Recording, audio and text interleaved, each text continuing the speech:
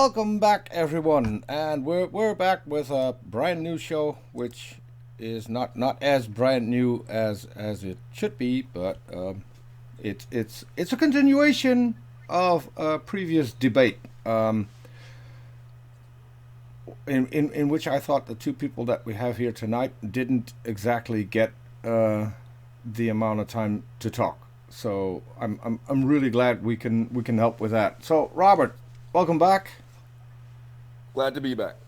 Okay. So how have you been? I have been. I'm still kind of licking my wounds from modern day debate, but I'm here and I'm ready to go. Good to Uh, see Gary. it's I have to be honest. I don't think that you did bad in any way, shape, or form. It's just that Thanks. I got the idea that the whole stuff got a little derailed to topics that weren't even relevant Right. to the entire debate. But yeah, who am I? It was Um, something else. yeah. Gary, welcome back. How have you Thank been? you for having me. I'm great, thank you. How are you? I'm doing fine, thanks. So, yeah. So for me, I did my back in, so I'm going to be a little easy tonight. I'll let you kick off, Robert. I mean, this was pretty much your debate, so Okay. I might jump in, but this is pretty much between you and Gary, and I'm Solid. looking forward to that. Well, Gary, I think you were saying some of the same stuff that I was saying or thinking when I tuned in with you and Peter talking. When I first logged in, it was me and Godless Girl in the weight room. And I just figured, because I know it was a 2-on-2 format, I thought she and I were going to be kind of the two anti-theists, and maybe you and Amy, even though I didn't know who Amy was at the time, were going to be on the other side.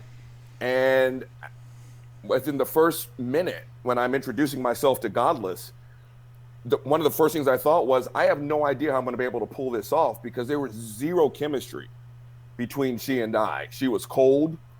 She reminded me a lot. I don't know if you saw me and Peter's interview with Joseph Abraham. I did, Just yeah. that, okay, she was the exact same way in the pregame show of modern day as Abraham was with me and Peter. And Hmm. there was just zero chemistry. And really, long story short, when Amy showed up and I realized she was my debate partner versus Godless, I was shocked shitless, to be honest with you. I mean, how'd you feel being next to her? As I said, it was interesting because again, what I was trying to do was debate the topic, but she seemed to take it off into topics. I don't want to slam people because I don't like running people over the bus or whatever. But they seem to be not really relevant to my opinion because again, we were trying to talk about anti-theism, and she Right. was talking about like atheistic morality. Now maybe that's an interesting topic that she could explore with yourself or with Amy or both of you. And again, that might be an interesting topic for me to listen to, but it wasn't what we were necessarily talking about. I 100% agree. And I mean, even if we straight off topic, which is, I would say, very common for Mm-hmm. debates, just the way she handled herself. I mean, just like Joseph Abraham, and I think I sent that to you while we were on the same thread. Godless took a topic that should have been a 3 at most, and she went straight to an 11. I mean, right out of the gate. And again, I'm probably going to use Joseph Abraham's name more than I ever have. He was the exact same way, cold Mm-hmm. during the pregame show. And I think the first insult he threw at me and Peter, we were talking about evolution. And fine, some Christians don't buy evolution. Just say, I don't agree. The first thing he said was, oh, I'm sure it makes sense in your fairy tale brain, which was completely unnecessary. And to me, Mm-hmm. that was Godless. She just came out of the gate insulting. Her face was cold. She spent the whole time on that damn e-cigarette. And so, I mean, I'm sorry that you had to deal with someone like that. It's fine. As I said, I thought I might get some. I thought cogent points out there for you to think about. Again, even if I knew it wasn't necessarily going to change your or Amy's mind Right. because I'm not that egotistical or that naive. But if I could make people think just a little bit, then that was my goal. Yeah, and I, And you know, and I think that. that there's a slight bit of that, but I think that as you were saying, because Godless was, as you say, to quote Spinal Tap, turned all the way up to 11. Right. That that conversation was hard to get out there. And again, as I said, I don't want to slag off Godless because I like her as a person. Because to me, I like people when they're true to themselves. Right. I that's who she is as a person, and I'd rather someone be themselves than put on the front. That's just my personal opinion. I agree with you, and I respect the fact that she brought her true self to the table. I will respect who you actually are. Doesn't mean I have to like it. And I actually think she's a lying sack of crap, to be honest with you, because to me it's one of those. If it looks like a duck, walks like a duck, quacks like a duck, has a bill like a duck, has a feathers like a duck, it's a duck. And her screen was godless. She claimed to be an atheist, but she used every Christian apologetic line. I think she mimicked Frank Turek right off the bat. She was ultra aggressive towards atheists, even though she said she was an atheist, which reminded me of Cy Tim Bruggen, Kate. So, I mean, truth, and it's not my style to mislabel people because I think that's very disrespectful. I'm not going to call her an atheist. And she even said Christians win the majority of the debates, which if someone says something that resonates to you, that means you agree with their position. You can't be an atheist and do that, at least not by my standard. It depends what not to interrupt you, but it depends what the debate is. So, because again, not every Christian atheist debate is the existence of God. Sometimes it's Christian morality. Sometimes it's on maybe the teachings of Jesus in a modern setting. Sometimes it's like that. Because not every Christian atheist debate is, does God exist? Because I think if you were to ask her that, she'd probably say, I agree with the atheist side more than the theist side because of maybe scientific truths and stuff like that. Again, I don't want her to resent her position. I just want to defend her to a degree because I think that if she came on this channel and the positions were flipped, I wouldn't want her to throw me under the bus either. So I'm trying to be fair in that way. That's fair. And to be honest, if she ever comes on this channel, I'm taking a back seat because I would like Lilith to jump in and give her a piece of her mind. But I dig everything you're saying, but to me, when atheist and Christians saying, I just snorted coffee when you said that. Go ahead.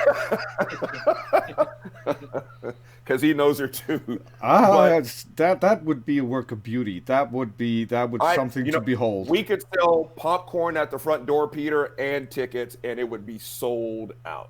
Sold out. We would make a fortune. Okay, go ahead. We would. Go ahead. To me, though, Gary, when Christians and atheists debate, at least, again, just to me, I'm the atheist. You guys get to make the rules. But the foundation of every Christian topic, Christian morality, did Jesus exist? Any of those debate topics, the foundation is God is real. Not necessarily. Oh, by all means, explain. Because, again, Jesus Christ's historical existence isn't tied to the existence of a deity. It's a historical question, I would say, any more than, let's say, for example, because Muhammad, from what I understand, was a warlord in that part of the world. Now, if he exists, does that make Allah exist? I would argue no. Again, Buddha existed as a historical figure.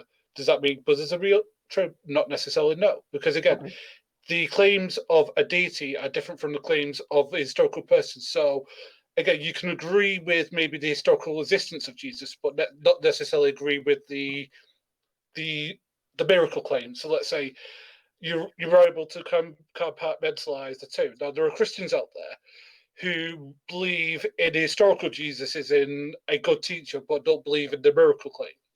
So there are people who take maybe the moral lessons that he taught, but don't accept the miracle claims, let's say, of him walking on water, being the son of God, all that stuff. So again, it depends what you mean. But maybe she agrees with that. Again, I don't want to speak for Godless Girl because I'm not Godless Girl. So that's fair. I don't. Because I stick with this that I wouldn't want her to speak for me. Again, I'm able to speak for myself, and she's able to speak for herself. I think that's very fair. I do. Well, then let me put an asterisk by what it is I just said. When I'm looking at, in the debates I've seen, were mainly the William Lane Craigs, the Frank Turek's, the people like that. Yeah, they'll debate the historical accuracy of the Jesus story. And again, these are the debates that I've seen. These are people who are hanging their hat on the fact that Jesus was one, real, and two, divine.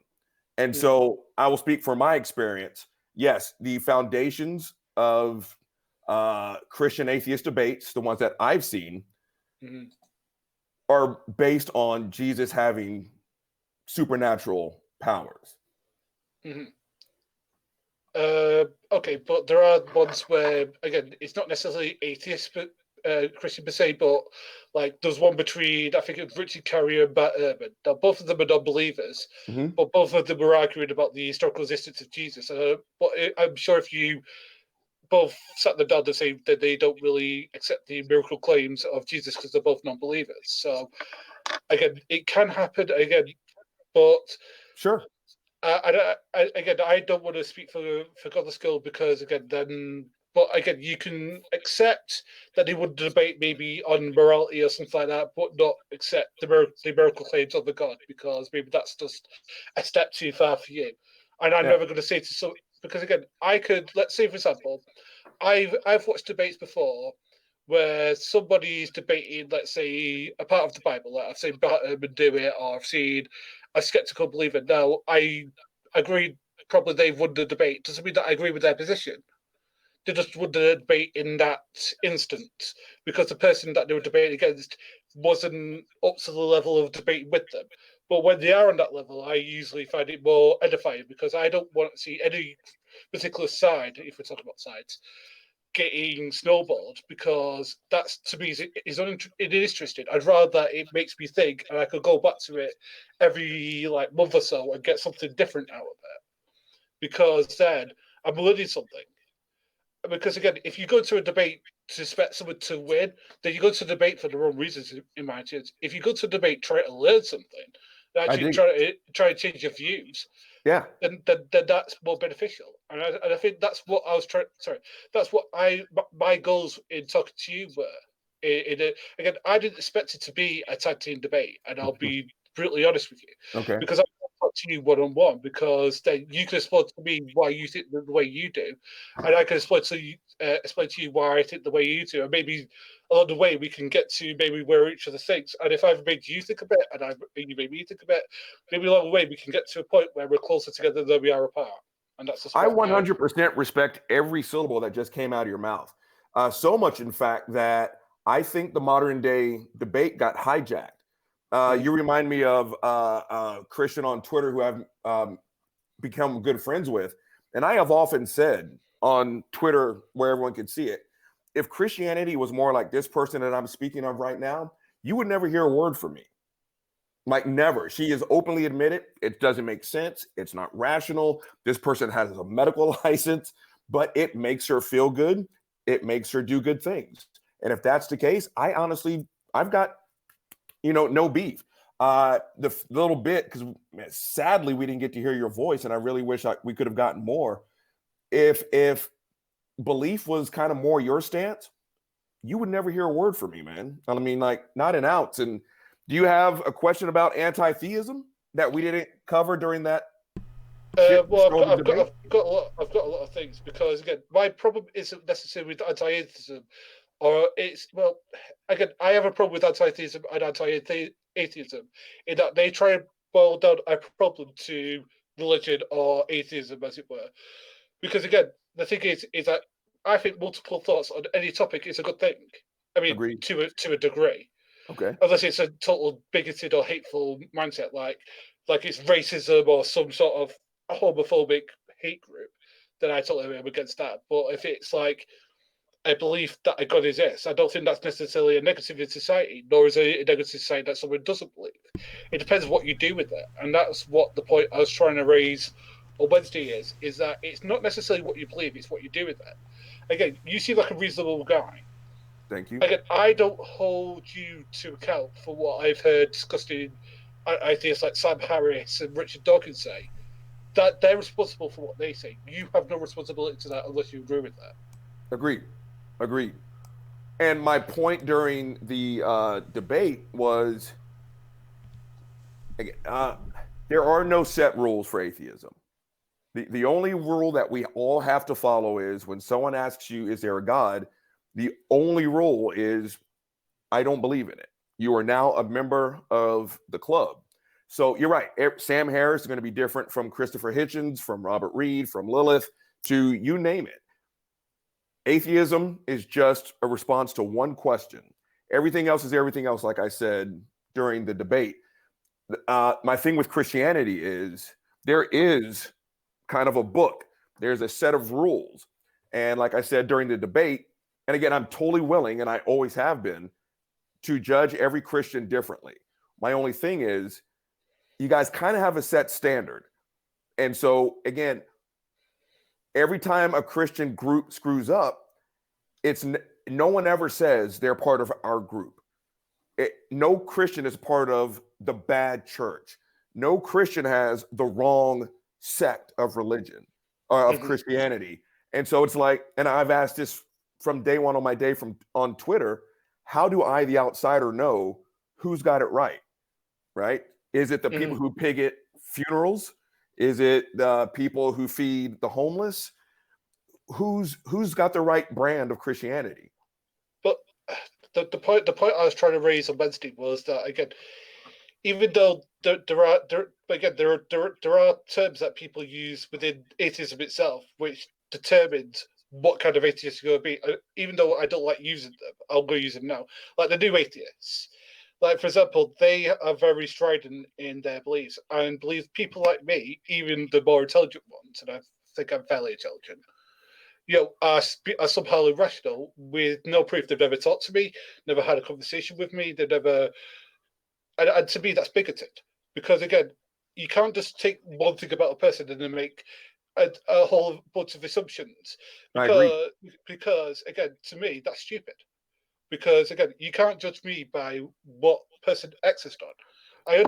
I'm not one of those ones who apologizes for the bad things my religion has done. Because again, there are Christians out there who do horrendous stuff like your Fred Phelps, your whoever's. Right. And again, I take responsibility for that because again, they are my brothers, whether I accept it or not. Even though I think that I disavow them in the most withering terms, I'm still responsible in some way for their behaviour because if I don't call it out, I'm as responsible as if I did it. Absolutely. But the thing is that I want atheists to do the same. Like if I point out that Sam Harris fucked up on, sorry, can I say the word fuck? Yeah, you can. Right. If I point out that Sam Harris lied on Bill Maher about Muslims, then again, that is on the atheist community to hold him to account to that. Would you agree to that? If Sam Harris said something effed up, I would absolutely throw him over the coals. Absolutely. Okay. Yeah, I think I answered your question. Yes. Okay.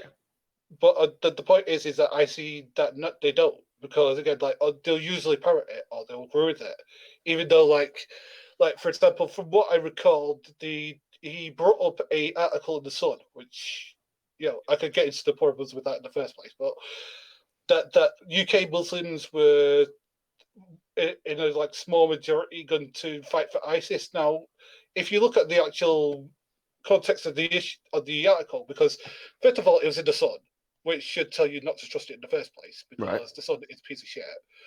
But secondly, it was that they wanted to go and fight. They actually did want to go fight there, but for the side fighting against ISIS. This is what Sam Harris doesn't tell you. And this is the problem that I have. Okay. Is that it isn't about truth anymore. It's about presenting a narrative that agrees with your perception of a said religion. Sure. And that's where my problems start, I think. And again, and by the way, I'll make this perfectly clear. I have a problem with the way that American Christians treat atheists, all right? That they're the least trusted minority, that in some places atheists can't get a job, or if they find out somebody is an atheist, they lose their job. That's horseshit. If they're good at their job, they were good at their job as somebody you didn't know was an atheist before. The other thing that's happened now is that you're aware of it. Again, they shouldn't lose their job because they're an atheist. End of fucking story. Right. Man, like I said, if Christianity was you, this person I'm thinking about, and a handful of others, again, man, you would never hear a peep from me. My entire Twitter feed would be bashing people that put pineapple on pizza. My entire Twitter feed would be ranking Tom Cruise movies by importance. But I dig everything you're saying, and kind of devil's advocate, just a little bit, is there is no leader in the atheist community. There's no pope, there's no president, there's no pastor. Every atheist kind of stands on their own. And yeah, we kind of back each other. We're a group. But the difference is, like, and it's an extreme example, so I openly admit that. But when the Pope says something, or when the Pope covers up a crime, he's supposed to be the voice of Jesus Christ here on earth. Mm-hmm. Sam Harris is not the Pope. Richard Dawkins is not the Pope. Christopher Hitchens, as much of an asshole as he was, we all loved him. There's no Pope of atheism. And so I hope I'm kind of being relevant that, yeah, I'll tear anyone to shreds. I have zero loyalty. If you step out of line, I'll be the first to dog your ass out. But again, I think the difference between atheism and religion is, at least Christianity in this case, Christianity has leaders. And so when the leaders F up, or when the leaders cover up something bad in Christianity, it kind of falls underneath the umbrella. If, let's say, I'm knocking on wood, let's say we find out that Sam Harris did something sexually inappropriate with a 13-year-old. He's not any of our leaders. He's very popular, and I'll be the first to throw a brick at his face. But Sam Harris isn't a leader. And so when a Catholic priest does something terrible, and then the Pope, kind of puts it underneath the rug, we kind of have to say, hey, that's the organization. And I think that's kind of the big difference between the two sides. But I dig everything you're saying, man. And yeah, if anyone stepped out of line, I will be the first person to tell that person to go sit and spin. But I like your stance. Okay, but I would say that but the thing is, it does have a consequence, because if we've had a papal resignation, which hasn't happened for over 200 years. Wait, say that again? A papal resignation means that resigned as Pope. I think Ratzinger had to resign as Pope because of this whole sexual, the height of sexual abuse in the church. Right. He had to resign. So, so there is a reaction, and a lot of Catholics out there do question the leader over this issue, because it's an issue that's important to them, because, again, they've got kids. They care about their kids. They don't think that, again, Christ or anybody would be okay with that. Again, so there has been reaction to it, and it has been negative. And there has been action taken, which we've had a papal resignation. Again, Pope Francis has been taking action to try and solve this. But again, it's a hard thing to sell. It's like anything. It's systemic, so it takes time for it to fix. It's not just a simple, you turn a knob and magically you don't have it anymore. It's like, you need to go back into history and fix these things. It's not a simple... and I think recently, and I think I'm not making this up, there's been cooperation to allow certain people to be tried and convicted. I think, was it George Pell? I think I'm right with the name. He was tried in Australia. So that's come from the church themselves. The church themselves have looked into it and shared what information they had with the authorities. And I would say for myself, again, I'm not a Catholic, so I don't like speaking for Catholics, but maybe you should have one on, that they have been, that's one of the things they've been disagreeing with the church on. Because again, it's not that we unquestionably follow a leader. The Pope, is supposed to be Christ, but the thing is, he's a man. He's a human being. So as such, he makes mistakes. And the thing is that we have to hold them account. And as far as I know, Catholics do hold them to account for the mistakes they made. It's just that, as I said, it takes time to fix anything like that. Because if it's been going on for years, which I imagine it has. And this is true. Go ahead.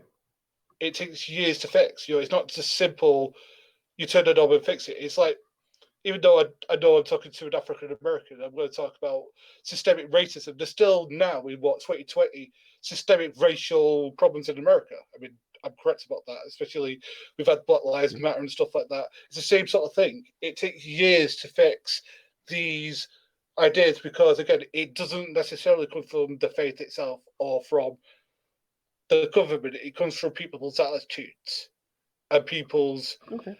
I think what's the word? I'm trying to find the word. Stance of we've got to protect. So we've got to protect. We've got to insulate everything so that nothing gets out. It's like no, you should let law have its say, and then if the person's found not guilty, then the person could go back. But if they're found guilty, they need to pay the price. And I think, as far as I know, that's the way that most Catholics think. Okay, I dig what. I pretty much agree with just about everything you said. You were breaking up a little bit, so I'm going to try and piece together everything. No, it's my headsets, but again, and yes, you're right. Deep problems take a long time to sort out. Sex abuse in the Catholic Church has been going on for probably since it opened. And you're right. It's going to take. It's not going to be done by tomorrow noon. I agree. I guess, again, I'm going to keep hanging my hat, especially on the Catholic Church. Not, you know what? I take a little bit back what I said. It's not just the Catholic Church is huge. This isn't some minute sect of Christianity like Westboro Baptist. And again, it's kind of one of my major issues with the Bible. The Bible apparently is inerrant, except for this. When the Pope sits on his chair, he is the vicar of Christ, who apparently was the one perfect man who ever walked the planet, right? And I mean, if I had that kind of juice, I lie to you not, I would fix things really fast. And to me, it kind of shows the commitment that at least Catholics have, because again, if it's coming from the voice of Christ, it should be perfect. And if Christians are going to hang their hat on the supernatural, sit your butt on that Pope's chair, say, oh, I'm getting a message. Here it comes. I'm Jesus now. All pedophile priests, turn yourselves in by tomorrow. To me, it should be that easy, but it's not. And again, it's this picture perfect. And you're right, he is a man, but apparently he represents the only perfect person to ever walk the earth, and they can't fix the problem. And it's funny how it is. Go ahead. Jump in real quick. So I think unlike most of the churches in the U.S., the Catholic Church is pretty much set up as a corporation. They have one leader who is supposed to be God's representative on earth. So someone who has that power also has the power to be outspoken against everything that happens within the church that shouldn't happen.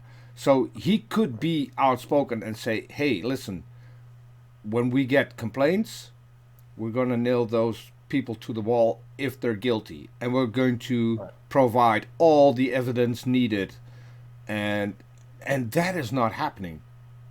Right. That's the only thing they're lacking, and that is why I'm vehemently against the Catholic Church. And another thing that I wanted to bring in, which you talked about earlier, when you had a debate on modern day debate, at least I got the impression that one person was trying to make it personal, and that derailed pretty much the entire debate. I saw Gary defending himself instead of the position that he should be defending. It wasn't an attack against Gary. I'll be the first to stick up and say Gary is a great guy. From what I've seen from him, heard from him, he's a really decent guy, and there's nothing that I would hold against him. But the position that you both needed to defend was a broader position. I think you saw the or at least parts of the thing that SJ did. Yeah. I did, yeah. She took it to being all about Christianity. She had Godless Girl on there and had her point out that it was all about Christianity. It's not about all about Christianity. If you are anti-theist, it's about all of the religions. And if you then lump in all the Islam uh, branches, Right. you have to lob in ISIS as well, and that dwarfs what Westboro Baptist does. Right. Okay, And Gary, I'm not sure if you're aware. Are you aware of the stance of the NIFB, the New Independent Ooh. Fundamental Baptists? I'm not, I'm afraid. Okay, they are advocating that the U.S. government should kill gays. They should be put on death row. Okay, so they're a hate group then. Uh, they're a collection of churches, which is now considered a hate group, but they're a collection of churches. So, and if you put it in that light, um, and set your own feelings aside, and then look at the proposition that you were supposed to be debating about, then you get an entire different debate. So that was my 2 cents for now. I'll I hand mean, it back over to Gary, are you. we clear on the reasons why? Amy's not here, so I can't speak for Amy. But I mean, No, yeah, no, no. are we kind of clear on why I'm an anti-theist? I'm pretty clear. I'm pretty clear Okay. because you were saying that I think from what I recall from the debate, and again, if I get any facts wrong, please correct me.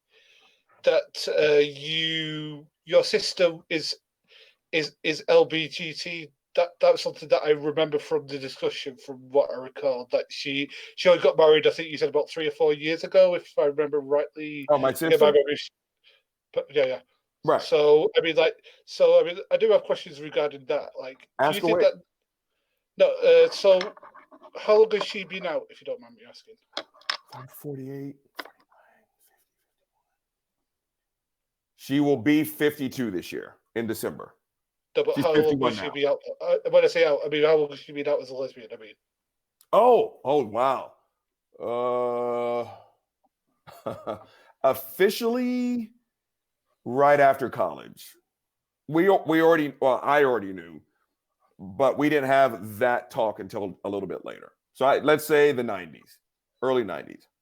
okay. So do you think that this has? And again, I don't want to play amateur psychologist. I'm not trying to do that. But do you think that that might have persuaded you more of your anti-atheism than the fact that you see your sister? And again, I can only apologise to her for the lack of parity when it comes to marriage rights. I think I heard that. Are you asking me my experience with my big sister? Does that contribute to my anti-theism? Yeah. 100%. Yeah. It's I live in Austin, and we are tagged to be this incredibly diverse, we're not diverse, progressive city. And you always hear people, at least around here, talk about how great it would be to have a gay son or a lesbian daughter. No, it's simply my sibling. It's not a fashion statement. And I've told people when this conversation comes up, the ones that kind of want to wear it like a pair of blue jeans, I always say gay is cool until it happens to you. Then you get to see, at least when my sister was coming up, this is the 80s, and this is long before Ellen DeGeneres and Will and Grace and everybody else. I saw my sister eat shit. Depression, substance abuse, suicide attempts, And we're from the South, north, south of the Mason-Dixon line. My family lives in a town that's about that big in Louisiana. She took a beating. And so I saw firsthand, and I'm nobody. I'm the second person in this story. My sister took the ass whooping. I got to watch it. And then I think about my sister's story. Then I think about all the other stories I've heard, the things that I was taught to say. So yeah, that absolutely contributed to my anti-theism. Mm-hmm. No lie about it. Okay. But to answer the points that Peter brought up, again, I defend Islam for the same sort of reasons that I have friends who are Muslims.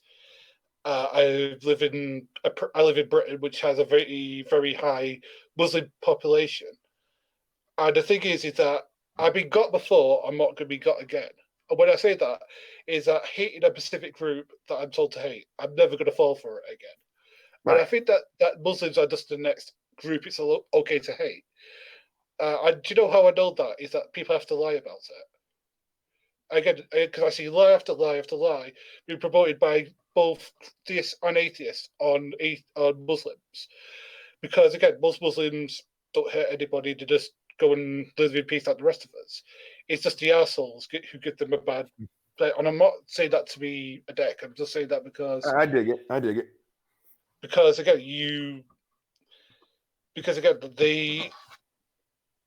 they are a substantial enough number that if they were really as violent as everybody says, they could kick our asses. But they don't, and there's a reason Right. for that. That most of them don't want to. You're right. They just want to be the rest of us. But the thing is, we want to point to the IS or whoever, or what's it like? Try to remember the name of the groups, the ones who did 9/11, and say they represent Islam. And said, well, Yeah. what about the Muslims who don't do that?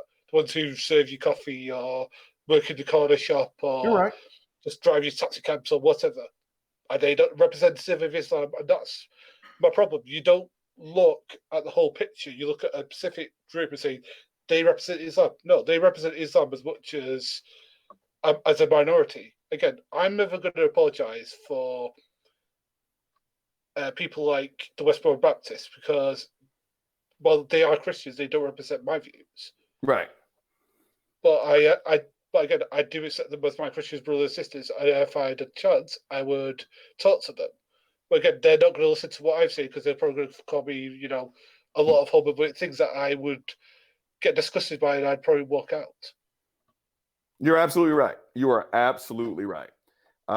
You're right in that you don't necessarily judge a group by those that abuse the ideology. Mm-hmm. But like I said in the debate, the other reason why I'm an anti-theist is because let's stick with Christianity, because again, that's what affects me the most. Okay, let's say I don't judge Christianity by Westboro Baptist, Steven Anderson, Matt Powell. Pick your Christian asshole. Let's say I put those guys off into the corner and I still judge Christianity based on its foundations. Mm-hmm. I would still be an anti-theist because I said this with an interview with Peter and somebody, Craig Reed. I said this the other day with Godless and you. We would not accept, if you had a neighbor who was raising their kid the way God apparently parents us, you'd call the cops. You would. Or at least I would. How about this? I'll speak for myself. That's a horrible foundation. And it permeates our being, right? I mean, I cannot tell you the number of people who have said the word. They don't need me to insult them as the anti-theist. These people feel like shit for simply converting oxygen to carbon dioxide. They're horrible. They were born broken. I've had people tell me to my face, the only reason why I'm not out raping, murdering, and stealing is because of Jesus. That is self-esteem so low, I can't scrape it off the bottom of my shoe. Again, we wouldn't raise our kids like this. I wouldn't date anyone like this. My parents taught me better. And so I could be anti-theist just on that alone. Screw, again, if you want to call those guys and girls the extreme example, I'll listen to your story. But any ideology that tells you right out of the gate, you are a piece of crap, No, I'm going to be anti that. I mean, how many? I know my parents did. Maybe your parents did too. Didn't they tell you you can do anything you want? Just put your mind to it. You can be president. You can be a millionaire. You can run a company. That's what a parent's supposed to do. God, as the parent, tells you you're a piece of shit and you're so bad. I see that piece of wood back there. I had to murder my son. That's how bad you are. Now drink his blood and eat his flesh, and maybe I'll think about letting you into the party. I would be anti-theist just based on that alone. Okay, so so your conception of Christianity is that it's all about Jesus take the wheel. Is that correct, or am I misrepresenting your opinion of the faith there? I'd rather discuss what you actually do think than it's maybe a straw man. Are you saying my portrayal of Christianity? I'm just trying to understand what you just said, because it sounds like you are attacking the people who do the Jesus take the wheel type of stuff. Am I correct? Am I incorrect? If by Jesus take the wheel, you mean that you were born a sinner and sinners deserve to go to hell? Yeah, sure. I'll agree to that. Okay, so it sounds like to me you're attacking one type of teaching within the faith itself, which again I don't necessarily agree with myself, because so when you say one type of teaching, and I've had this discussion on YouTube interviews before. Are you okay? Let me ask you this: is everyone born a sinner? No. Okay, you, my friend, have a different type of Christianity. What's that? Nor does the faith teach that. Okay.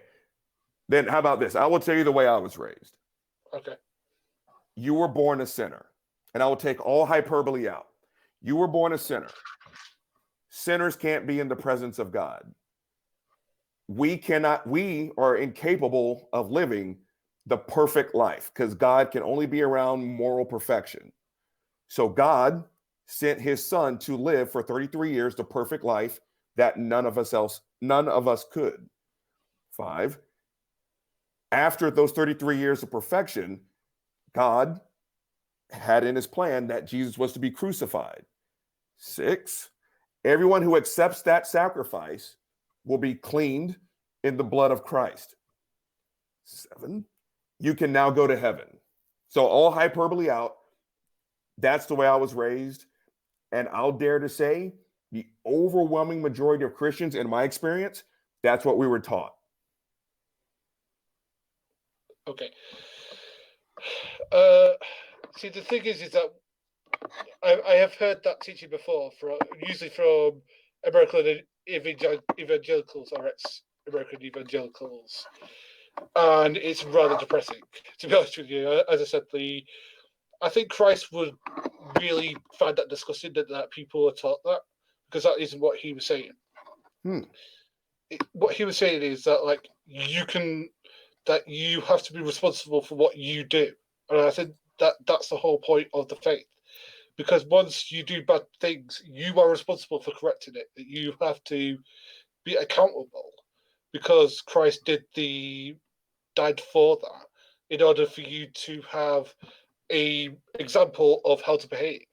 The thing is that I'm not going to get on my horse and say, well, just because again, Christianity isn't some magical potion you can take, which makes you automatically a good person. It isn't. It takes work. It takes a lot of effort to actually be a good person. It isn't just a quick fix. And that's the reason why I have a lot of problem with people who claim themselves to be Christian and then think all I have to do is just say I support Christ and that's it. No, it takes a lot more introspection and effort to do that. Now the thing is, what you were saying, some of it is true in that Jesus is supposed to have had 33 years. I'd agree with that. The perfect life, I would agree that to some extent. But again, you see just the thing that again, Christ himself wasn't a perfect person, because he was prone to anger, with the whole thing with the with the thing in the temple where he did that when he could, he had points where he lost his temper, but it'd be understandable why he did, because there'd be like things where people put their own selfish monetary gain over, spiritualism or whatever, and he was against that. Again, I think he would have very little truck with the assholes out there who use religion as a money making scheme. Let me ask you this, Gary. Let me ask you this. If Jesus Christ was sitting right here next to me and he heard me describe the foundations of at least my Christianity, do you think Jesus would agree with me? Do I think he would agree with you? I don't think so, no. Okay, because let me see, which quote should I use? No one gets to the Father but through me. He who is baptized and saved will be forever whatever, and he who is not will be forever condemned.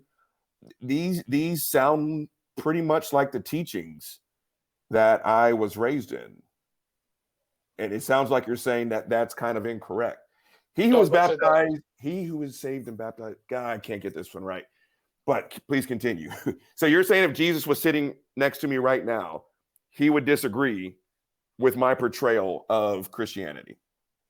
Don't let me put words in your mouth. I would expect so, yes, because really, because the problem that I have is that he'd have a problem with the fact that what he was saying was speaking to what was happening at the time, because you've got to understand that he was talking about baptism then, not baptism now, because again, baptism then is a different ceremony than it was now, because instead of just being your head, it was your entire body. Because he wasn't just talking about physical baptism, he was talking about spiritual baptism as well, that you come out and you become a different person. So it's also about your spiritual and see, I'm trying to talk to. I don't believe about the metaphysical. It's going to be a very thing that it's going to be difficult to do, but I'll try and do it. Go ahead. It's also about how your personality changes from being at a time somebody who was a bad person who was having a net negative in your life to be somebody who's now going to be a net positive. So it's about that. It isn't necessarily about you in 2020 accepting Jesus Christ as your Lord and Savior, because again, Jesus isn't that limiting. The only unforgivable sin that Jesus ever discusses in the Bible is something that atheists can't do, which is literally say that Jesus operated with the power of the devil. Atheists don't believe in the devil, so they can't do that. So it's something that atheists can't do. So how about this? If Jesus is sitting right here next to me, I clearly have not accepted Jesus Christ as my Lord and Savior. Mm-hmm. I just had a cup of coffee. My blood pressure goes to the roof. I stroke out. I die right now. Do I get to go to heaven? Yeah. My man, you need to start a whole new church. I like you, man. I like you. So an atheist who does not believe, and don't let me put words in your mouth, please correct me if I'm wrong. So an atheist who does not believe in the divinity of Jesus, are you saying he gets to go to heaven? Yeah, if he's really led a righteous life, and again, I can't speak to what life you led, or you know that. Okay, then I will tell you, I am my mother's son. When I use the word righteous, I don't mean as in God believing. I mean righteous as in you've tried to do good for the people around you. And again, I've never met you, so I can't make that determination, good or bad, because again, I don't like to speak for people. But again, you know what you've done in your life, and I don't mean that to be accusatory. I mean that to be I respect a statement. So again, but again, this isn't unique to me. This isn't Gary's version of Christianity. This is what the faith teaches. And the thing is that there's actually a very interesting clip on YouTube, which I always recommend people to read. Even though it's done by somebody who's not a believer, I do think it's an interesting one. It's by Norman Mailer, I believe his name is, in which he talks with Charlie Rose about Christianity, saying that he could imagine that Jesus Christ would be very shocked with what people say about him now. And I said, do you know what? He's right. He said, the only person he could imagine being just as shocked is Karl Marx. I'm like, yeah, he's probably right about that as well. Again, I think Jesus Christ would be like, you really got that out of the things I was saying to be an abusive and judgmental arsehole? Again, I don't get to judge you because I've got my own sins to worry about. And that's the whole point of the faith. It isn't supposed to be a judgmental thing. I'm not in judgment of you. You're in judgment of yourself. You know the things that you've got to improve in your life. Right. And again, I think that, atheists are probably better at this than Christians at the moment. Because Christians are very judgmental when it comes to other people. It's like, you're not believing enough, you're too gay, you're too this, that, the other. I'm like, dudes, that's not what the faith is supposed to be. It isn't supposed to be pointing fingers at people. It's supposed to be bettering yourself as a human being. And that's the whole point that I'm trying to get across. That's what the faith says. It's about bettering yourself. Said, man. I dig everything you said. So let me ask you this then. Because I don't think I'm great. I don't think I'm shitty. I think I do probably just as much good as the average person, to be honest with you. That being said, I can't think of a single thing I have ever done or will ever do to deserve eternal torment. Now, again, don't let me put words in your mouth. I'm trying to be respectful. I'm going to be respectful here. But I think you just said that a good atheist can go to heaven. And if that's the case, I like your religion now. I do like your religion. But my question is, why is it necessary? Why take on this extra step? Right? Why go through the pother of believing, going to church, possibly tithing, and all that stuff, when all you have to do is be a decent human being and get the same reward with less work? What's the point of belief if I can go to heaven right alongside you? Because that's my decision to hold that. Again, I hold my beliefs for different reasons. Again, because we've lived two different lives. Again, that's probably going to be a syllogism, but I've not lived the experiences you have. You have lived the experiences I have. Again, my experiences have formed the person I am. Okay. Now, it doesn't mean that I could not change or be immune to that. But again, I hold my beliefs in my deity because I believe it to be the truth. And again, I'd rather tell the truth than tell a lie. Okay. Again, because I could say I'm an atheist, but then I'd be telling something that isn't true. Because I'm not. I doubt I will be again. But again, it doesn't mean that I'm against the concept. It isn't for me. Let's put it that way. It just isn't for me. Well, it doesn't mean that I think it's a bad thing. Just that it's just that some things are just not for some people. Like the faith just isn't for some people, which is fine. Again, if they made the conscious choice that the faith just isn't for them, I'm cool with it. As long as you're understanding that sometimes the faith is for some other people, and again, as long as those people are hurting you or those around you, I think we should just live and let live in that sort of way. I agree with the live and let live. I don't know how it is where you are. Let me tell you what it's like here. Again, if Christianity was simply how much salt you like to use in your dinner, you guys would never hear a word from me. Again, I can't speak to where you live, but where I live, you can't live and let live with Christians. At least not the ones that kind of represent the faith out in the open. I can't go a week without someone knocking on my door asking me have I heard the good word. I get phone calls, even though I've never put my name on a church registry, from the churches around my neighborhood. I had one church write out a page-long, no space letter, folded in threes, put it in an envelope, lick a stamp, which means someone paid for it, and mail it to me. They're so aggressive now that when you're at a stoplight in South Austin, you got guys knocking on your car window, wanting you to roll it down so they can preach to you. I would love for it to live and let live. But where I am, that's not an option. That is not an option. And also, I have to ask, because this is kind of one thing I always ask, do you believe in a hell? Do I believe in a hell? Yeah. That's a complex question. Yes, okay.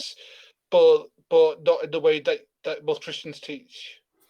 Who? Because go ahead. Again, I'd say you get into a bit of historical claims, then you might take a little bit more time than we have. But just to give like cultural thing, I live in the UK. Right. Faith is a private thing. Now, most people here are non-believers in that it's very secular, and most people, if you ask them, would say they maybe believe in a God, but it's not necessarily tied to any religion, or they'll claim to be spiritual or something like that. Again, I have no problem with that. And again, maybe it's that we live in two different cultures. From what you said, it's a very pushy culture of trying to foist a religion onto you. And Yep. again, I can understand why that foisters some contempt, because again, we don't want somebody pushing what they believe onto us. They just want, again, if I want to know about it, I'll come and talk to you about it. And I totally agree with that. But if you want to hear what I have to say about hell, I could go into it a little bit. I'll try and Sure. truncate it a little bit. Now, hell, from what I understand from my studies into the terminology used, Jesus uses three terms. He uses Sheol, which is the Jewish term for the graves, so as in Right. like where we go when we die, so basically the ground, more or less. Then he uses Gehenna. Now, for those who don't know, Gehenna was a fire pit in Jerusalem, and he also uses Hades to talk about hellenistic ideas of the afterlife. Now, again, he decries the hellenistic idea of the afterlife. And he talks about Gehenna, but he only talks about it in a couple of ways, which are about that pain for being away from God is literally like that. Is like a pit full of fire. He isn't saying that people go to a pit full of fire, but he's saying that. So that's a yes, I believe in hell, but that's because it was an actual place on earth. I hope that clarifies my position. Yeah, it does. So my follow-up question is, do you think any of that is moral? Do I believe what is moral? That pick whichever version of hell. Do you think that's a moral stance?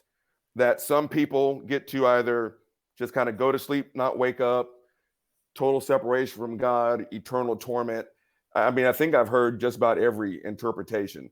I was going to ask you, do you think it's moral that there's a separation of any kind? Why don't we all just get to go? Or what, maybe your faith, what does it teach? Why don't we all get to go? I think I said that we all do get to go because again, like I believe in that everybody gets to go. But again, Okay. it seems like you have either misconception about what the faith teaches. So what it is that there's not actually a hell. What there is a separation between your human body and God, because your body's again. This is a belief in some people's faith. It's not mine, but again, I'd say my own personal faith is we all get to go because nobody's perfect again, and we've all made mistakes. But Christ has said that He has forgiven us, so I don't see there's anything really that anybody can do at this current time, unless, as I said, you literally believe that Jesus used the power of the devil. You don't believe in the devil, so therefore you can't believe that. Right. You can say that, but it doesn't mean it's true because you don't actually think that, and that's the position I would say. But again, I don't think that atheists or Christians or Muslims or whatever go to somewhere different. But I know that's a thing that Quakers teach. It's not necessarily a Christian quote unquote position because I do know there are faiths that teach that if you don't believe or whatever, that you go to a pit of hell. And again, I disagree with that belief. And again, most Christians disagree with that belief because a Christian Anglican went to, because this happens a lot, went to the Vatican because every I think it's like every 30 years or so there is like a conference that they go to, to talk about if there's things in the faith they choose, is a behaviour they address, that sort of thing. So it was him and Eastern Orthodox priest, and he was looking at the the Sistine Chapel. He was looking at that, and he was looking at the end bit with hell. And he looks over and he looks at the bit with God and Adam. He says, "I understand that bit there." And he looks at Jesus on the cross. He says, "I understand that bit there." He says, "But that," and he talks about like the whole thing of people going to hell. I don't understand. So that shows yourself it isn't Christian things. It's a particular Christian teaching, but it's not within every facet of the church. Interesting. So I got to touch on something that you just said about 2 minutes ago. And I've heard this a lot in my time on Twitter and doing these YouTube discussions. I think the word you used was misconception. I spent almost 40 years as a fundamentalist Christian. And so I would like to know how you can tell I have the misconception versus you. Fine. You said I had a misconception of, I guess, biblical teachings. I spent almost 4 decades. I read the Bible 3 times from back to forth. I was there every Sunday for hours. So I would like to know how it is I've got the misconception. Because, when I say the word misconception, maybe that's the wrong choice of words. Try it. I would say the term bad teaching. Bad teaching. Okay. Yes, how do you know that I've got the bad teaching or the wrong teaching or the incorrect teaching? Because again, actual Bible study isn't just reading the Bible to you and that's it. Oh no, we broke it down. It just wasn't page 1, page 2, page 3. I mean, when people like to use a word like hermeneutics, I was like, oh, what's that? No, I was neck deep in this stuff. And so every time I hear that I got it wrong, I had the misconception, I've got the wrong interpretation, I want to know in 40 years of what I would call relatively intense study, I want to know how people know that I've got it wrong. I want to know how you guys can figure that out. What hermeneutics? But again, see, I think hermeneutics is overused as a term because I think it's the way that some Christians try and make themselves look more intelligent than they are. But hey, what do I know? But the reason I say misconceptions is because again, for a start, what they'll do is they'll take one version of the Bible and they'll say, this is the correct version. No, and thrice and 20 times, no. You don't do that. If you can justify a particular reading in that version, fine. I don't have a problem with that. I do have a problem when you start saying that it's every teaching is correct in that. That's what I start having a problem with. Now, I'm going to assume, because you said you were evangelical, that was it New American or was it King James? We were a lot King James. King James. Was it solely King James or was it other versions as well? I had other versions. What like? Just so I know what I'm dealing with. Man, the 3 at my house right now, I've got King James, I've got NIV. Who else do I have? Standard English. I would say NIV and King James were probably my main text. Okay, so it was a busy priority position then. Say that again? It's a busy priority teaching then. Was it a part of my teaching? Yeah. No, Byzantine. BYZINTIN. Right, so this is what I mean by misconception. That again, you seem to have been taught, from what I'm gathering from what you're saying, a busy priority position. So there are 2 types of teachings within the Christian church. There's a busy priority position, which is your King James, your basically everything that flows from the Vatican. So not Vatican, sorry, the Vulgate. Sorry, brain not working today. I do apologize. So everything that flows from the Vulgate. So your King James is that sort of thing. Then we have the other one, which is your Alexandrian one, which is your Eastern churches. So stuff that is taught within your Eastern philosophy. So the thing is that Christianity recently has been combining these 2 things. And there are, I would say, the most closest one we have to a complete teaching is your Westcott and Hart did some of it, but yeah, Westcott and Hart, I'd say, is a more complete teaching. It's something that, again, we go by now. So that's what I mean by complete teaching. I'm not talking about that what you were taught was wrong. I'm saying that you were taught a particular strand of the faith, not it combined together. Because again, Christianity just didn't start off in the West. It was spread out without the world. I'm trying to absorb everything you just said. Yeah, because Christianity wasn't just taught in Rome. There were churches in like Africa. There were churches in the near Middle East. Like places like Syria and Egypt and places like that. So, and there's a total different tradition brought up out of that. How about this? Who has it right? What do you mean? Who has it right? Well, I'm not egotistical to say that I have it right. Oh, I'm not saying that. I'm just apparently I've got it misinterpreted. No, I'm not saying that. The nail on the head. I'm not saying you got misinterpreted. Okay. I'm trying to follow you. I'm saying that the teaching you're going by is trying to teach you one way because that's the way that they were taught. I'm saying that it's both together. It's both Byzantine and Alexandrian that the faith should go by. I'm not saying that there is this what's the word blueprint of a correct way that Christianity should be taught. I'm saying that there is a misconceptions that could be gathered from just teaching it one way because again there are some versions which have a better translation or a better understanding of what the text actually means than others. And if you're going by by the Byzantine position, you're going to get things wrong, guys. And that's what I'm going by misconceptions. I'm not going by outdated. No, I don't mean like outdated. I mean like it's. I'm trying to get the right word because I think I'm following you. I think I am. That you're not really using the full information given to you. It's like if you have one of the types of science that follows geology, and you got one that does astronomy, and then you try and bring the two together. Again, they have overlapping things, and that's what the same thing is here. We have one tradition which is your Eastern tradition, and one which is Western. The problem is that he's trying to bring these two things together. Hmm.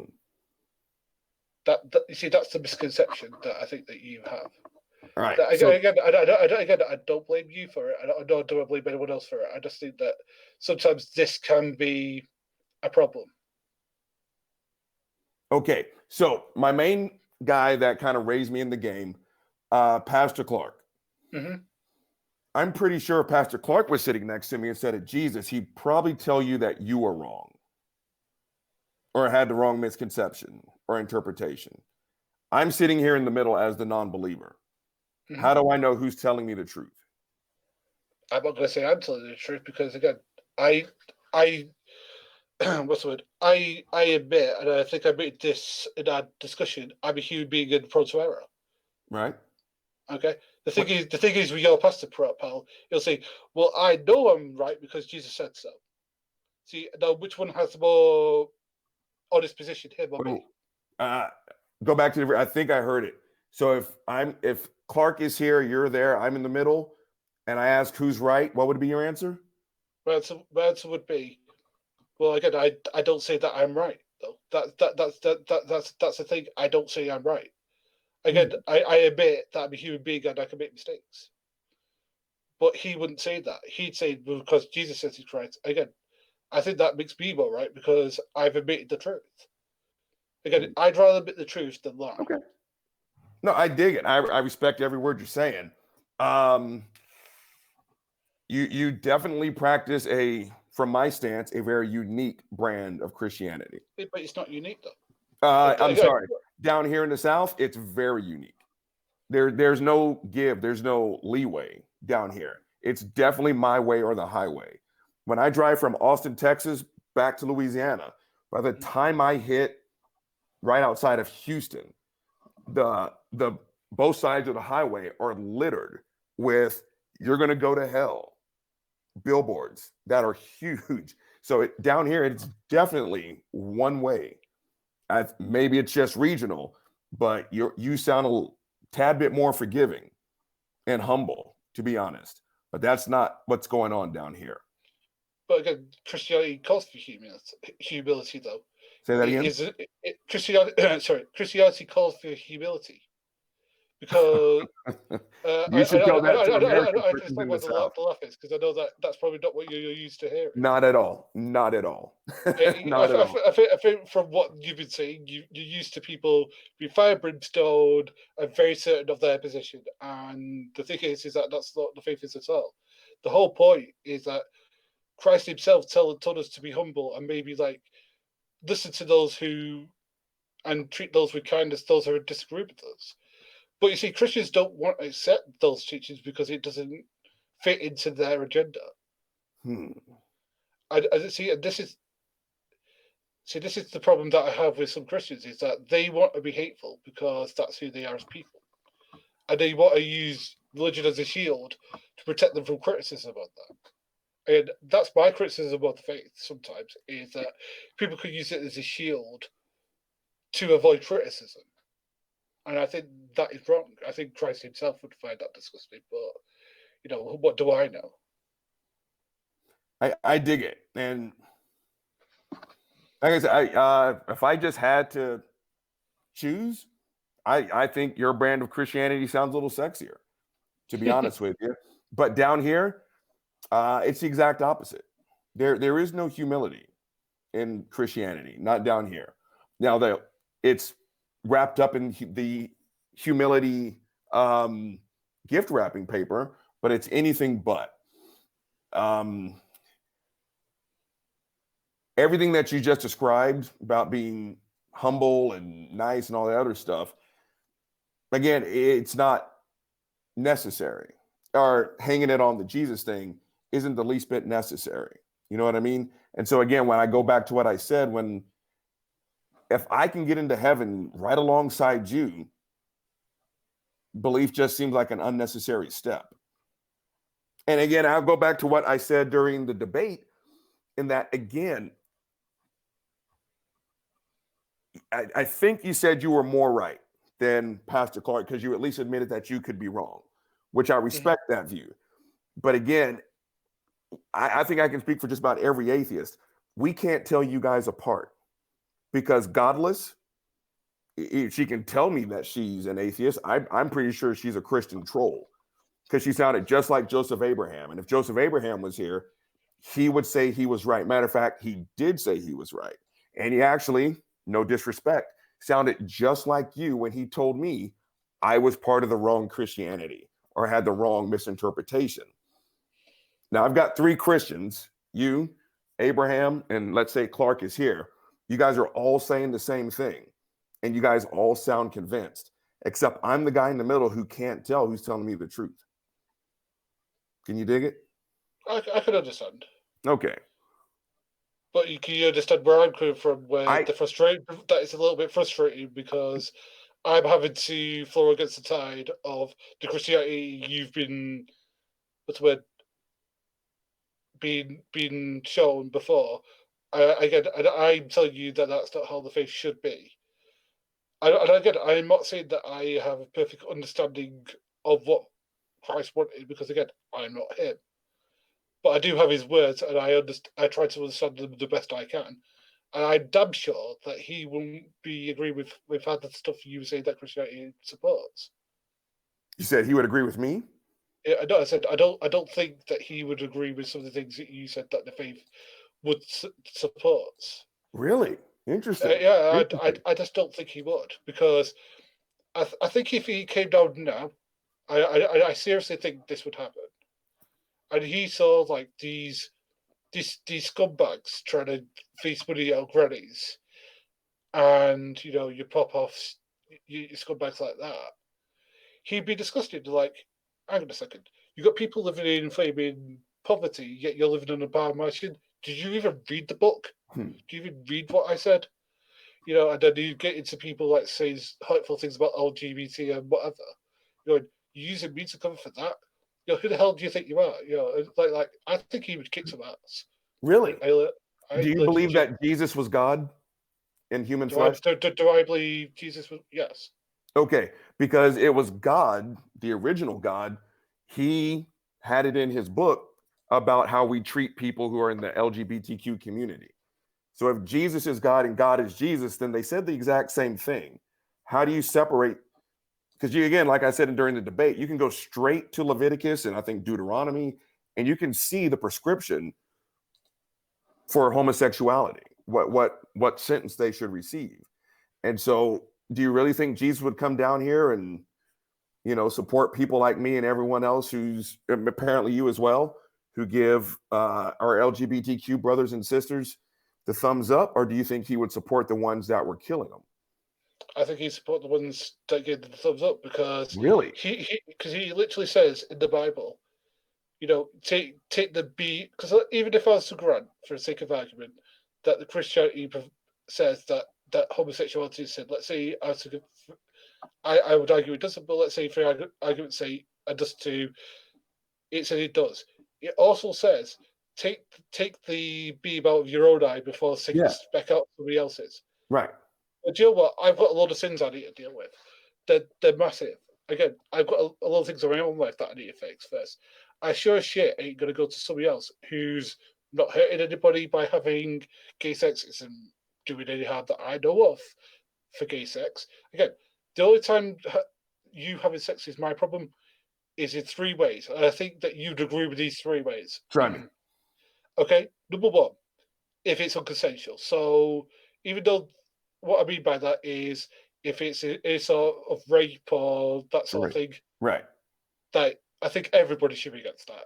Two, if it's a minor, so let's say for example she can't consent. So what I mean is if she's somehow drunk or whatever, or still a rape. She's mentally challenged in some way, or she's like below the age of consent, and you're not in a reasonable age bracket. So let's say it's somebody who's 15, 17, I'd be okay with that. But if it's somebody who's like 15 and you're 21 or 28 or something, then no. I have problems with that. Okay. The final one. If it's somehow abusive. So what I mean by that is, let's say you are choking them or hurting them in the way that they've not consented to, then it becomes my problem. So rape across the board. So what you just described. Yeah. So I think that most people would agree with me about those three things. Yeah, I agree. And I'm sure there's other ones that I'm forgetting, but those are the main three ones I've come up with in my head that I think it becomes my business. But apart from those, I don't care. Because again, gays aren't hurting me. I'm not gay, nor do I. Because usually what I find, and again maybe you find this, that the ones who are the most against homosexuals are the ones who are in the closet. Agreed. And usually what you'll find is that the reason they're hating them is because they want to be them, but they just don't, for whatever reason, feel comfortable of saying, hey, you know what, I'm gay. Yeah, I dig what you're saying, but again, if Jesus is God and God is Jesus, then you can't separate the two. That means both of them, as one, authored the Old Testament. And the Old Testament was brutal to homosexuals. The New Testament isn't much better, because if you go all the way to the end and we start talking about Revelations, there's a list of like seven groups of people who will not inherit the kingdom of God. And by that, at least the way I was taught, you're going to be tortured forever. Homosexuality is on that list, the sexually immoral, or at least what they call sexual immoral. So you got two sides of the same holy book saying gay is bad, but yet you're saying that Jesus would come down here and give you and me the thumbs up for being nice to gay people, when both sides of the book, authored by both guys, because they're one, says to kick their ass. Okay, did you know that there was I think I'm going to get the person wrong, but I think I'm right about this. I think it was David who was actually supposed to be homosexual. Okay. And he was literally the Messiah. He was one of the Messiah. He was a Messiah.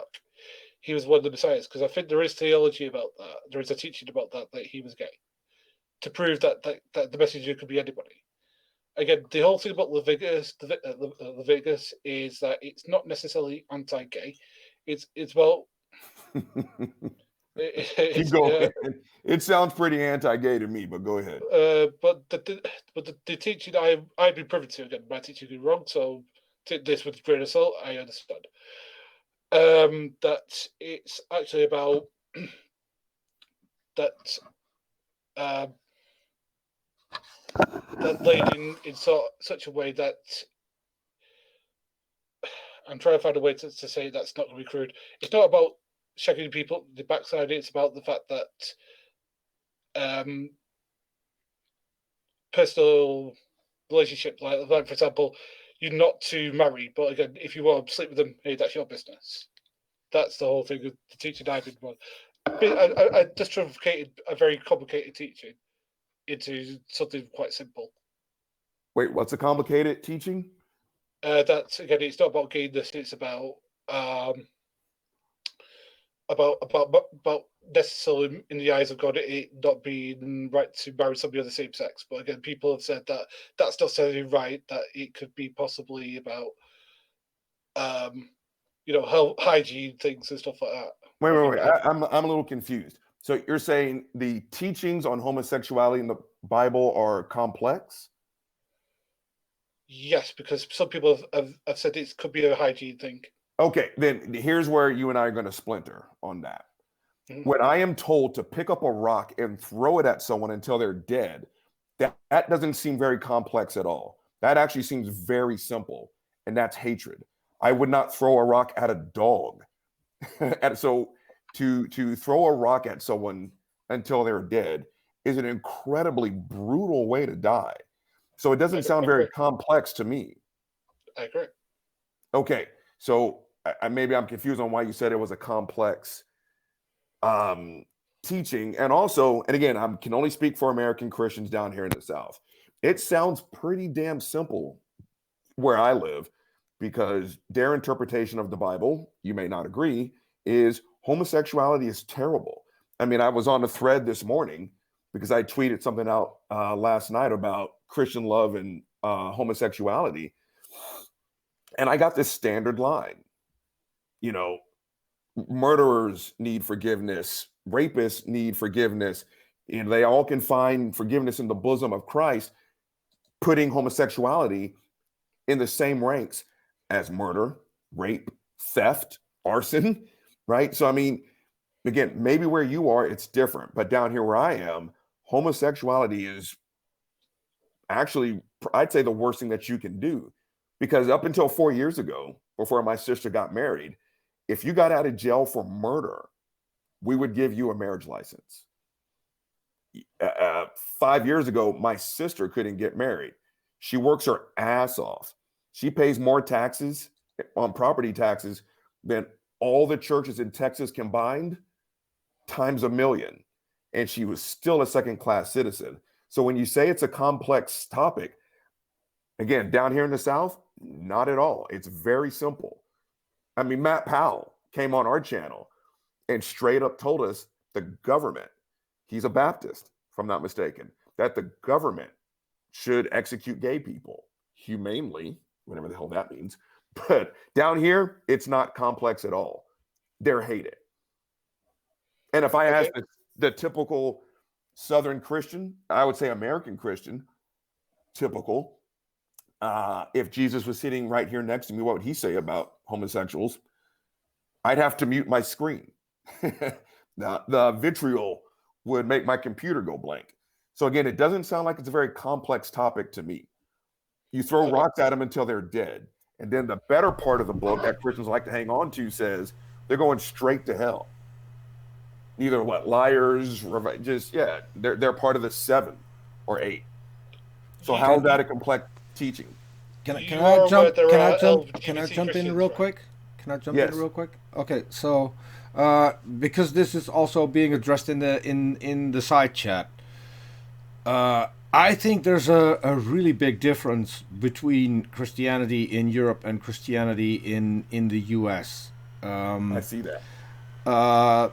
The position that Gary is holding is actually quite common. I just typed in the side chat. My best friend has pretty much the same position.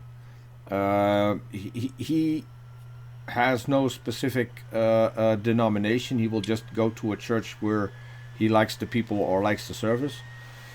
Like Gary, disagrees with a lot of what the Bible teaches in the Old Testament, and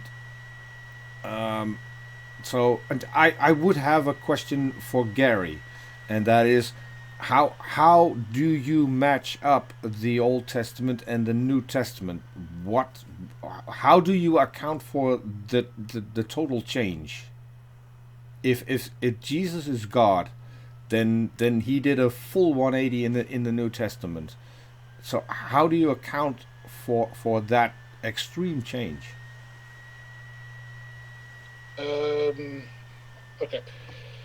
I don't think it's a extreme change. I think it's more of a what's it, a foundation of the faith itself. That again, the people tend to be more judgmental than they should be, and I think that's what Christ was about. He's about getting more to the teachings than it is how judgmental we can be, because human beings as a majority tend to be very judgmental.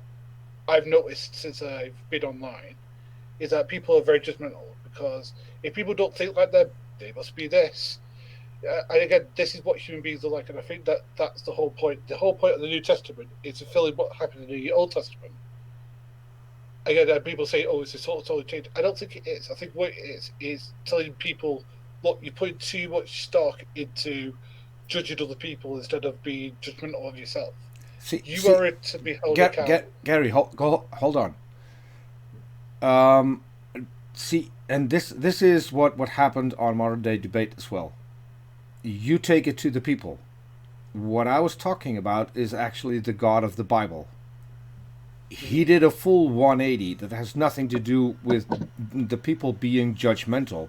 He went from being extremely judgmental to this loving flower power Jesus. I mean, the change as you see it, and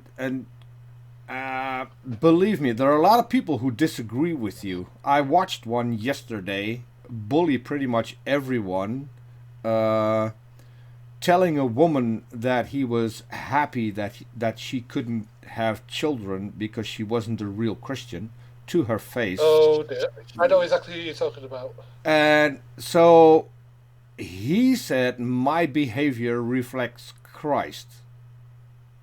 And that's the difference that we're talking about.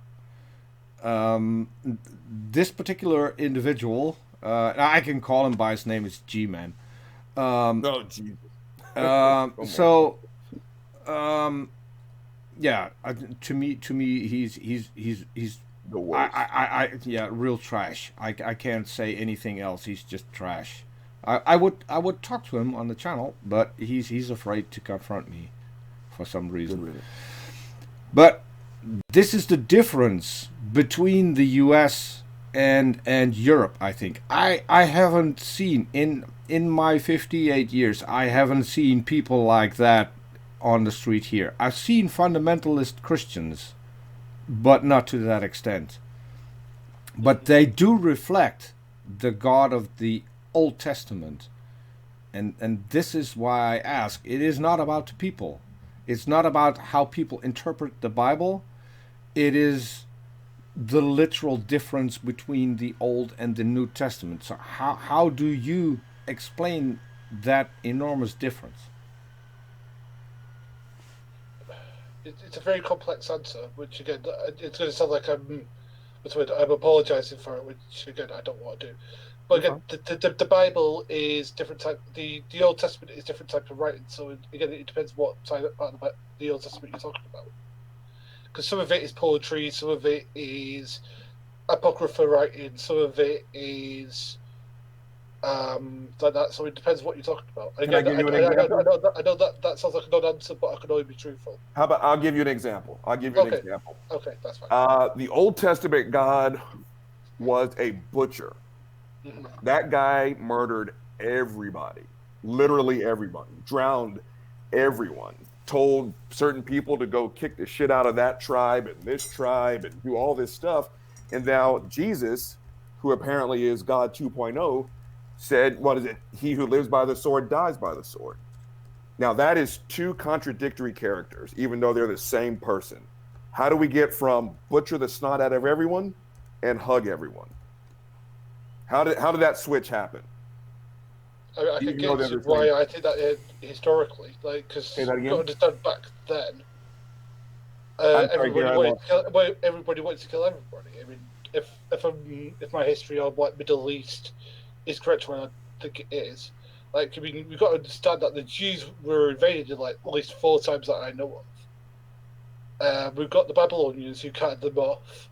We've got the Carpathians, and I think then it goes the Greeks, then it goes the Romans. So that's 4 times in a space of what, 200 years since their tribe. No, more than that. Sorry, in 2,000 years they were.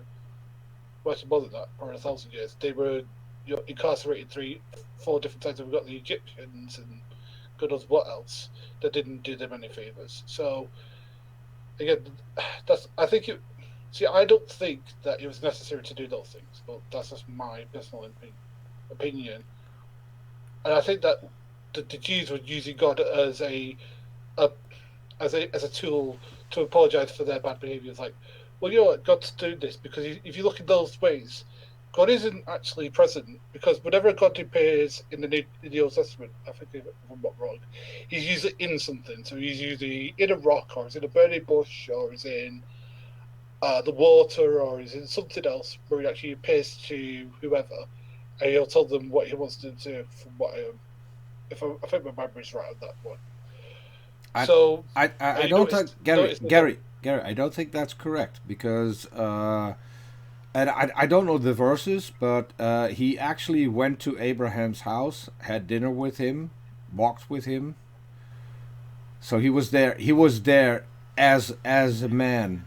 If you go to the Garden of Eden, he walked with Adam and Eve.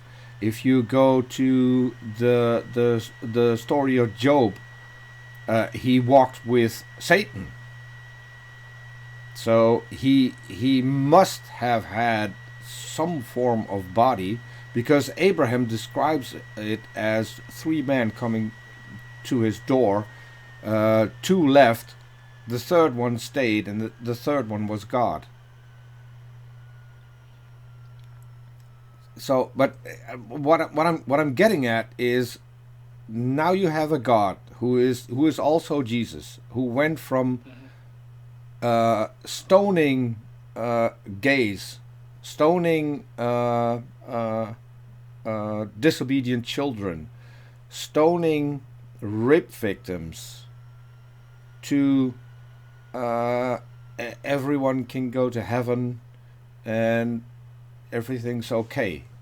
And that is the twist that I'll never understand. And I respect you. You know that there's no animosity whatsoever. None. But this is the part that I don't get. It is still the exact same God. And while he may be nice in the New Testament, he still did all of the things in the Old Testament, if he exists. And he is still responsible for everything that he did, which is committing genocide, having people killed in his name, having children killed in his name, condoning slavery, all those things. And even Jesus didn't go back on the slavery thing, because Jesus said, slaves, obey your masters, especially the cruel ones. So, and that's the part that I don't get. I think, and I'm going to be completely honest, I think that you're a good human being, that you're a decent human being, and that there's absolutely nothing wrong with you. And that is why I don't understand that you hold to this book, to this God. That is, I cannot wrap my head around that. And I think Robert is the same. I agree. Because we've talked a little bit about the debate online. You're not a Christian that Robert would encounter where he lives. I think that's safe to say. That there wouldn't be a lot. Very safe. Yeah. No. So and that is the question. And maybe you can't answer right now, but that's what I would give to you to just think about. How you straighten that out. But I do have a question in turn. You do know there are LGBT Christians, right? Yeah. I do. Okay, there sorry. My brother-in-law is gay and a Christian. Yeah, I've met a couple online. I would never understand it, but yeah. Well, I mean, you could. I mean, again, I would say maybe try talking to them, because they hold positions I don't. So, because I'm not LGBT, it would be unfair for me to talk for them. But again, I knew one who's unfortunately not with us anymore. But I think Holly Spackle. I think she's LGBT. She might. I don't know if she'd be up for coming, but you could maybe talk to her. Because I'm sure she'd be able to defend a position that more than I do. Because again, I can't defend a position that I do not hold. I can only defend a position I do. If I talk to, and I have, if I were to talk to a member of that community who happens to be a Christian, in my experience, it's just honestly a bunch of flip-flopping. Because at the end of the day, again, I would not follow a book that said throw rocks at black people until they're dead because being black is basically bad. I would not be a part of that club. And the only way I could be part of that club is to bend myself over backwards and make excuses and skip over every part that said that just to get to the sunshiny parts. I can do the sunshiny parts all by myself. And I'd totally be willing to talk to a gay Christian. But I would anticipate a bunch of flip-flopping because there's really no way around it. I've read those verses just like we all have. Gay people are going to go to hell, and we're going to help them get there by throwing rocks at them until they can't breathe anymore. And so it seems like a reach. Again, I would not follow a book or an ideology that says that I'm a terrible person simply because I have a lot of melanin in my skin. Why they would follow a book or an ideology that says that they're terrible, I have no idea. But I would totally be willing to listen to one more person tell me why. Okay, that's fair enough. Again, I can't answer a position I didn't hold. Oh, no. And I'm not holding your feet to the fire. And I'm going to be honest with you, man. I got a good vibe from you when you talked to Peter and Lilith. I got a great vibe during the interview, even though I'm really sad that Godless took front seat. I would have much rather hear you. And for the hour and 40 minutes, I respect the hell out of you. I think from what I've been able to, I think you're a nice dude, right? And again, you and this one other person I'm thinking about in particular who I have a relationship off of from Twitter. If Christianity were you two, again, my entire Twitter feed would be ranking Sylvester Stallone movies, how to cook a steak, me posting stupid videos, me lip syncing to Prince. I respect the hell out of you, man. And again, if Christianity was what you're presenting, which is something I'm not used to at all, you would never hear a peep from me. Not a word.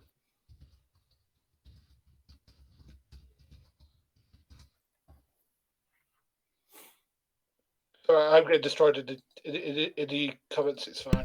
Sorry, I had myself muted. It's all right. I mean, I wanted to say just one thing because before we forget, we're coming up towards the end of the show. One thing I actually hate a little because Amy isn't here, and I've watched two debates where Amy was part of, and I think she's an absolute fabulous person, and I would really, really want her to come on our channel for a chat. And I think that the talk on modern day debate, she did try to save at times and try to rein things in. So I think it's just that we have to give her the credit for that during this conversation because this is great. Yeah. So and I would have wondered how things would have went if, well, let's say if there were only 3 people in that debate. A lot more civil. Yes. I don't know because again, like there was a lot of, I don't know whether you saw it, Robert, but there was a lot of anti-trans hate going on, transsexual hate going on in the chat that I had to try and hush up. Because again, I'll tolerate a lot of shit. I mean, you can say what you want about me, but I would not tolerate anybody making big statements in any debate I'm on. You know, everybody should be respected as a human being, even if you disagree with them. You know, you still should show them at least a little bit of courtesy. You know what I mean? I agree. So that's why I was getting pissed off at that. So. And credit to modern day debate. they will immediately kick people like that from the channel. They're immediately banned. Good. And I think we would do exactly the same. It's just a shame that it has to come up, because It's a cheap shot. Yeah, but I don't see the reason. I literally don't see the reason. There's no difference between us and someone who's transsexual. It's, as far as I can see it. We all pretty much grew up with two genders, male and female, and then we had gay people, and now finally transsexual people can come out of the closet. I think that gender is a gradient, Of course. and it is just stupid that it took so long for humanity to accept that fact, because I'm pretty convinced that let's say gay and transsexual people didn't just come about in the 21st century. We're just now opening up our eyes. Yes. Yeah, they've been around for as long as we've had left-handed people. We're just now starting to figure this out. And I'm Yeah, curious. like, I'm curious, yeah. Gary. I'm curious. You're British. Maybe you can answer me this, because you mentioned this at the start of the conversation, that David might have been gay. Who was it that King James put forward when he addressed Parliament, when they criticized him for being bisexual? He said Jesus had. Was that David? Because I keep forgetting that part. I don't know, to be honest with you. So, like, again, I know about the King James Bible. I know it was constructed and stuff like that. But about King James's love life, I'm afraid I'd have to plead ignorance. I'm afraid. Sorry.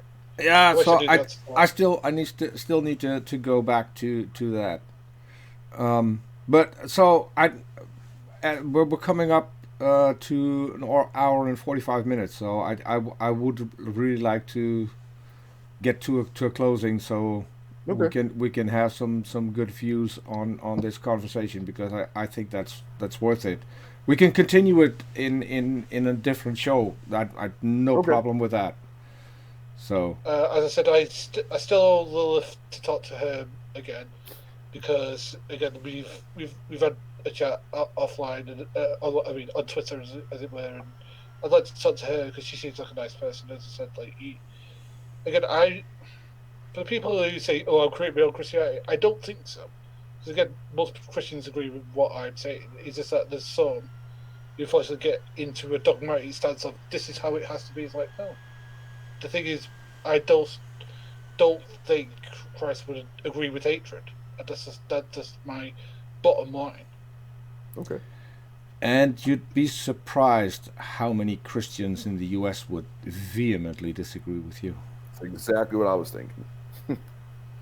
That it's sad, but so one thing, I think that you're slowly moving towards where we're at already, and it's about time. So, Robert, do you have any closing words? You know, the only thing I'll say is I'll continue to compliment Gary. Man, I'd live for this type of stuff. Uh, you were very pleasant. I would put Aaron Benton in that category. For as passionate as sometimes I can get, maybe even sometimes aggressive if I need to be, I would much rather have these conversations than go through the shit storms that me and Peter have gone through with other people, because it's not constructive. No. My blood pressure goes to the roof, and all we do is sit here and talk shit about each other. Our I would our much rather our talk to first someone and our argue. first show together was a real dumpster fire. It was. So It was. But yeah, I think you're great. I dragged your ass over here, and what do I get? I get a dumpster fire. I'm confronting you with one of the worst people on the internet, man. You took my YouTube cherry. You yeah. I that was baptism by fire, man. my first time up was like, holy shit, is that what this is about? Yeah. Maybe I need to trash my computer now. Yeah. So, okay. Let's close it up. I do have one thing. Uh, don't click away yet, people, because there's a little commercial at the end that I really want you all to watch. Robert, thanks for doing this. Anytime. I got to sit back and just juggle the side chat, which is kind of nice because I can actually pay some attention. Okay. Gary, thanks a lot for coming back on. It took a while, and for that my apologies. But yeah, you're always welcome to come back on the channel. Awesome. Okay. The taste chaps, as I said, if I've managed to change people's positions a little, then that's fine. That's what I was here for. Perfect. Okay. So we'll close it up. As I said, stick around for the commercial. This Tuesday, we're going to have Eric Hernandez on, which should be a really interesting conversation because he's going to explain to us that there's evidence for a soul, and I also want to touch on the title of his book, and that may get the side chat started. So make sure you're going to watch that. Thanks everyone for coming, and catch you all on Tuesday. Bye bye.